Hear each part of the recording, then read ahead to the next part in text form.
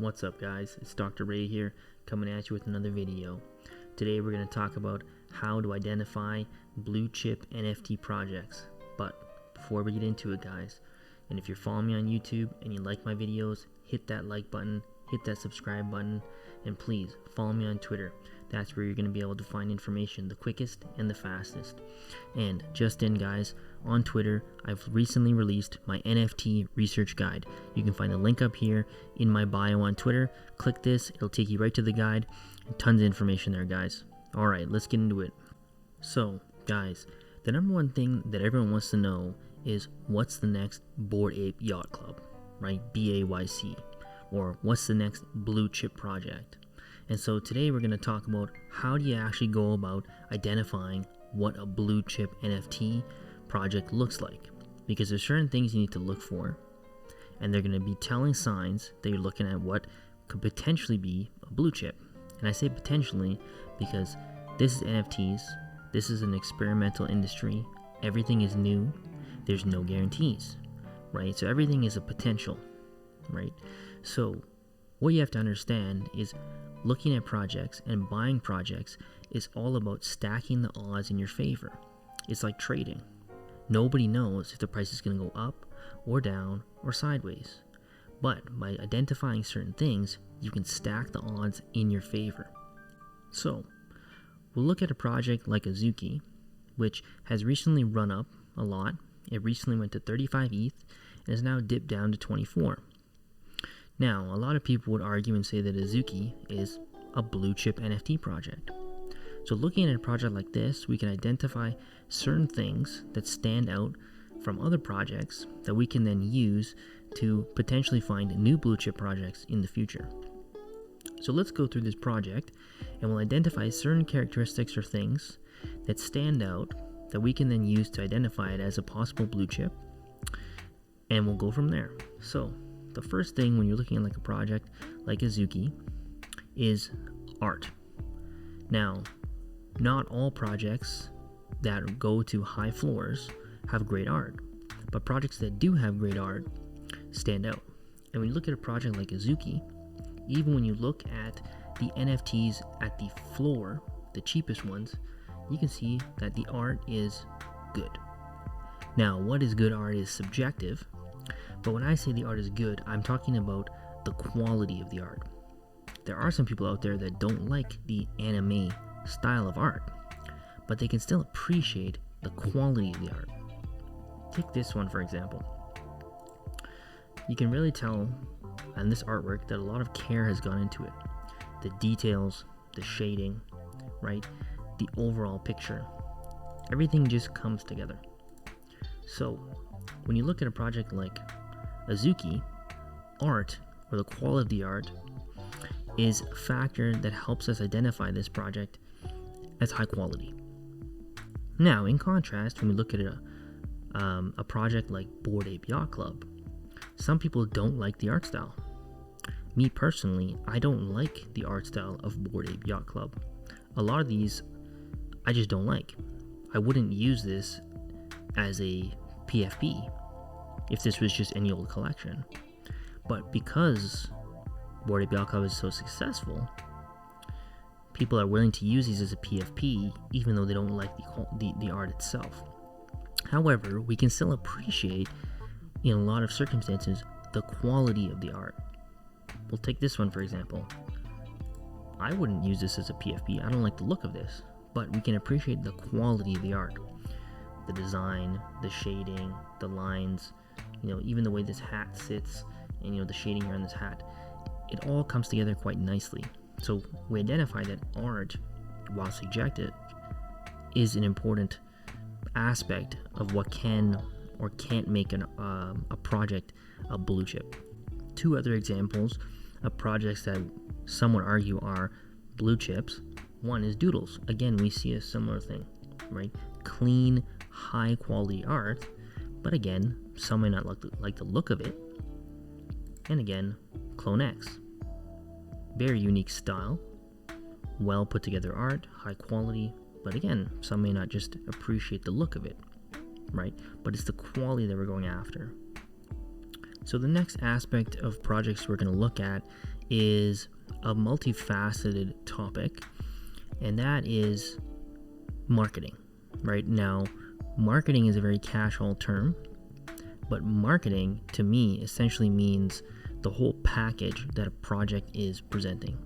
That can be how they're dealing with their community, how their web presence is, their Twitter presence, their Discord presence, their website, all of the above. How they market to their internal community and their external community, and what utility they're providing. I would encompass all of this under the umbrella of marketing, and the reason I would say that is because at this stage in the game, most of these projects, even the bigger ones, don't have any real demonstrable real-world utility, right? Even a project like Bored Ape, their utility so far has been airdropping more NFTs to their holders, providing a token, and presenting a roadmap which they hope to follow. But really beyond that, they haven't done much else, right? Now that's not to knock the project. It's simply to state that we're so early in the game of NFTs that these projects, even the best ones, really struggle at this point to present real tangible utility beyond just, giving their holders a token, giving their holders maybe a mini game, giving their holders more NFTs, right? So with Bored Ape, we're probably going to see that in this year, 2022, that utility really start to show itself. And we'll probably start to see that with other projects like Azuki, right? So that's why I say you have to look at how the project is marketing, because that's really all they can do to win people's hearts over, right? The projects that have the strongest marketing are going to do the best. Now, that doesn't mean their marketing has to be, shilling hard to buyers.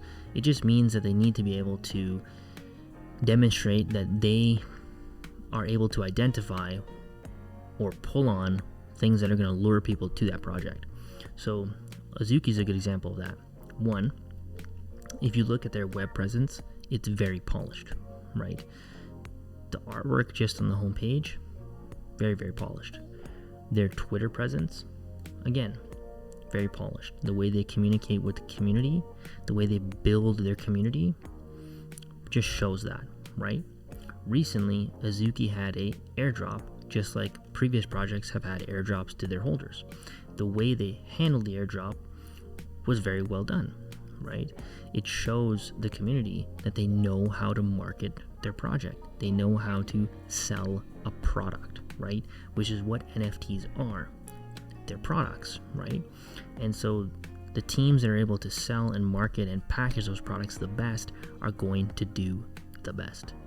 Now, one thing that some people say is a good sign of a project is the community. I'm not even going to touch on that because my thought process is your community isn't actually something you need to look towards to tell you that a project is a blue chip. What do I mean by that? If you have a good product, if you have a good project, if you have a strong team that knows how to market well, that has good art, the community will naturally be strong. The reason for that is the reality is most NFTs have strong communities because the NFTs have value. That's the reality in the vast majority of projects. If Azuki had a 0.01 ETH floor and was otherwise a failure of a project, there would be no community. If Bored Ape Yacht Club or Cool Cats or Doodles or Clone X had very low floors and otherwise flopped as projects, there would be no community. So to me, it's actually not really useful when we're looking at art-based projects or PFP-based projects to look at the community, because the community is really, it's just a useless metric to look at, right? Because you can just look at those other factors, and if those other checkboxes are there, then you're good to go. And one final point I like to make, which actually is the main point, is all of these things that I've talked about, including things like looking at a project's community, are all just side metrics, right? If a project has a good community, that is a good sign, like Bored Ape Yacht Club.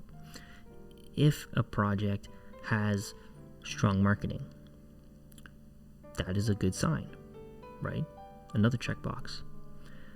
But ultimately, what is the most important factor for any NFT project? The team. And that's it. Just like if you're looking at most businesses, right? The most successful businesses will have the strongest team. And we see that in NFTs. The reason why Bored Ape Yacht Club has done so well, even though there's other variables at play, is ultimately because the team was strong. If you took Bored Ape Yacht Club and all the other variables remained the same, but the team was weak, they would not be where they are today. The same thing with Azuki, right? What makes Bored Ape Yacht Club or Azuki better than other projects that have just as good art? The team, right? And that is the most important factor. A strong team can carry even a weak idea. And I'm not saying that these projects have weak ideas. I'm simply saying that all of these things that people look at when they try and figure out, like what makes a Bluechip, right? Those are just points of confirmation, right? If a project has a great community, awesome. If a project has a great artwork, awesome. Those are things to look at on an initial layer, right? But ultimately, when you're looking at a project, you need to look at the team. If the team is strong, you have a winner, right? A good example of that is a project called etherworks. Now, some people may know about this project, some may not, right? etherworks is a project that started last year, right? And the team is incredibly strong for this project, right? They formed a very small community, right? A very focused community that really supports the project, right? It's a play to earn game, right? So it has strong utility. But there are many projects like that, right? The reason why etherworks was so successful, right, is because the team was very strong, right? It's the team that carried the project ultimately. It wasn't their art, right? And it wasn't the community, because if the team failed, the community would be gone, right? Yes, the team needed the community to help them along, but ultimately it's the team that carries the project, not the community, right?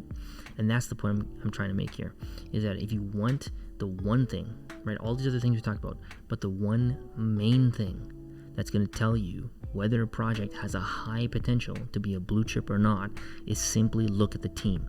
See what their history is, see what they've done before, see how they conduct themselves, see how the team talks to people, right? Is the team strong? If the team is strong, much higher chance that you have a good project in your hands. And we see that with every single blue chip, right? If you take a list of what are the blue chips, right? In most situations, it's because the team is strong. Bored Ape Yacht Club, Azuki, CloneX, Doodles, right? These are just examples. There's other blue chips out there, right? In all of these situations, they all have different art styles. They all have different roadmaps. They all have different utility that they're planning.